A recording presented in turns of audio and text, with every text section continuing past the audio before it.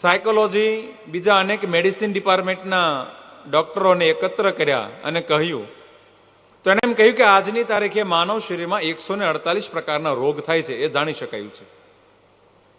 તો 148 પ્રકારના જે માનવને રોગ થઈ રહ્યા છે એ તમામ રોગને નાબૂદ કરવા માટેના તત્વો આમાં હાજર છે. વિશેષ તપાસ કરી તો એમાં કર્ક્યુમિન નામનું તત્વ જોવા મળ્યું ગૌમૂત્રની અંદર. તો કર્ક્યુમિન નામનું તત્વ એ કેન્સરના કોષોને મારી નાખવા માટે સક્ષમ છે. આજની તારીખે કેમોથેરાપી આપવામાં આવે કેન્સરના દર્દીઓને, એની સાથે સાથે એને દવાઓમાં કર્ક્યુમિન આપવામાં આવે છે.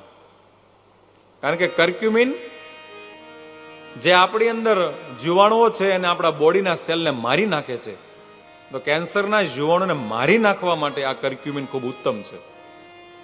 They increase and develop the natural immune system power.